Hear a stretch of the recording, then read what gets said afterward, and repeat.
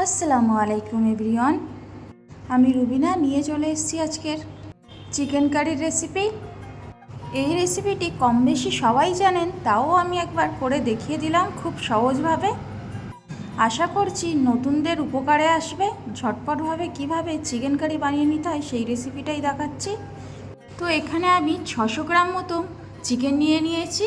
তো চিকেনগুলিকে আগে ম্যারিনেট করে নেব, যার কারণে এখানে প্রথমে স্বাদ মতো লবণ দিয়ে দিয়েছি, আর দিয়ে দেব হাফ চা চামচ হলুদের গুঁড়ো, হাফ চা চামচ লাল লঙ্কার গুঁড়ো, 1 চা চামচ ভর্তি করে ধনিয়ার গুঁড়ো, আর দিয়ে দেব 1 চা চামচ ভর্তি করে আদা ও রসুনের বাটা।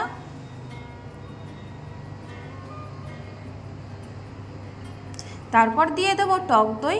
টক দইটাকে আমি খুব ভালোভাবে ফেটিয়ে নিয়েছি। এখানে 3 টেবিল চামচ মতো টক দই ইউজ করেছি।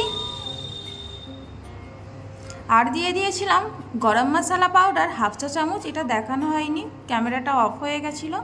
তো সব কিছু দিয়ে আমি খুব ভালোভাবে চিকেনটাকে ম্যারিনেট করে রেখে দেব।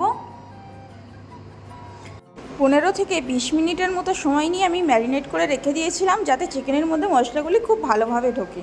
তারপর এখানে গ্যাসের মধ্যে প্যান বসিয়ে দিয়ে 1 কাপ পরিমাণ সরষের তেল নিয়ে নিয়েছিলাম। আমি কিন্তু এখানে 1 কাপ সরষের তেলই ইউজ করব, এর থেকে আর বেশি কোনো সরষের তেল দেব না। এই তেলের মধ্যে আমি আলুও ভেজে নেব আর চিকেনও রান্না হয়ে যাবে।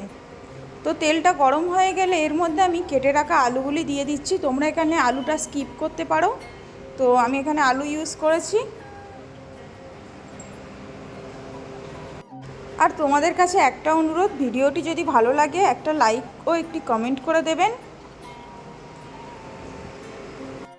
আর যারা আমার প্রোফাইলে নতুন, তারা আমার প্রোফাইলটিকে ফলো করে পাশে থাকবেন নিত্য নতুন কুকিং ভিডিও, ব্লগ ভিডিও দেখার জন্য।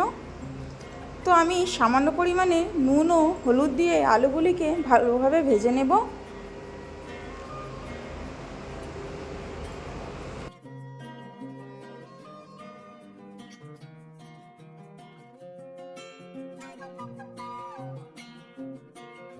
তো মিনিট 5 সময় নিয়ে আলুগুলিকে আমি খুব ভালোভাবে ভেজে নিয়েছিলাম। দেখুন আলুগুলি আমার ভাজা হয়ে গেছে। এবার একে একে আমি সবগুলিকে উঠিয়ে নেব তেল থেকে।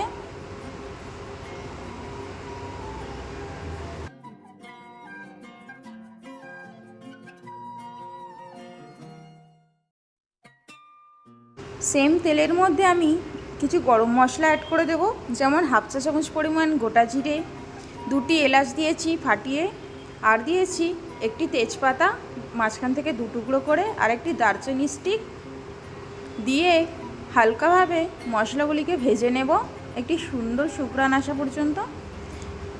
তারপর দিয়ে দেব কুচিয়ে রাখা পেঁয়াজ। এখানে আমি বড় সাইজের একটি পেঁয়াজ ইউজ করেছি। পেঁয়াজটাকে আমি বাদামি কালার করে ভেজে নেব, খুব বেশি বাদামি কালার করব না, হালকা ব্রাউন করে নেব। দেখুন পেঁয়াজগুলি ভাজা হয়ে গেছে। এবারে আমি এর মধ্যে অ্যাড করে দেব আগে থেকে ম্যারিনেট করে রাখা চিকেনগুলি, এবং চিকেনগুলি দিয়ে 7 থেকে 8 মিনিট আমি খুব ভালোভাবে তেলের উপরেই চিকেনগুলিকে কষিয়ে নেব। 7 থেকে 8 মিনিট কষানোর ফলে চিকেনের মধ্যে কাঁচা গন্ধটা আর থাকবে না।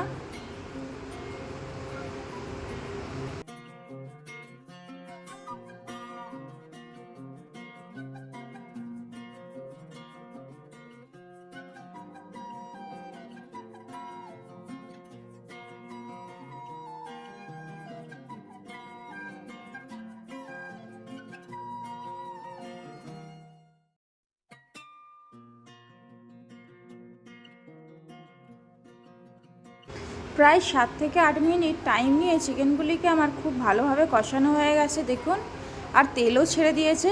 এইবারে আমি অ্যাড করে দিচ্ছি আগে থেকে ভেজে রাখা আলুগুলি। ভেজে রাখা আলু ও চিকেনগুলিকে আরও 1 থেকে 1.5 মিনিটের মতো আমি খুব ভালোভাবে কষিয়ে নেব।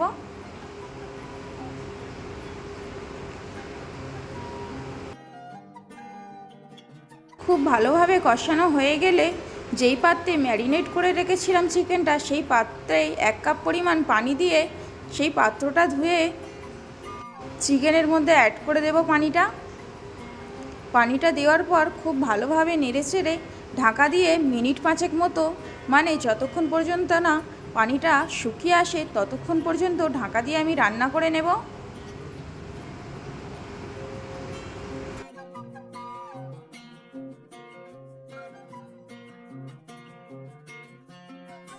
তো দেখুন ঢাকা খুলে দেখাচ্ছি, পানিটা প্রায় শুকিয়ে এসছে। এই পর্যায়ে আমি খুব ভালোভাবে চিকেন ও আলুগুলিকে কষিয়ে দেবো। আপনারা কিন্তু এই পর্যায়ে চিকেন আলুকে 1 থেকে 2 মিনিট মতো কষিয়ে নামিয়ে নিতে পারেন, এক্ষেত্রে কোনো অসুবিধা হবে না, একদম কষা কষা থাকবে যদি আপনারা এরকম কষা কষা পছন্দ করেন। তো আমি এখানে একটু গ্রেভি দেব, যার কারণে বেশি না 1 কাপ পরিমাণ পানি দিয়ে খুব ভালোভাবে 2 থেকে 3 মিনিট ফুটিয়ে নেব। ফুটিয়ে নিলেই রেডি হয়ে যাবে চিকেন কারি। আর ফুটে গেলে এর মধ্যে আমি অ্যাড করে দেব 1 চা চামচ পরিমাণ ভেজে রাখা জিরের গুঁড়ো, এবং জিরের গুঁড়োটাকে দিয়ে খুব ভালোভাবে মিশিয়ে দেব।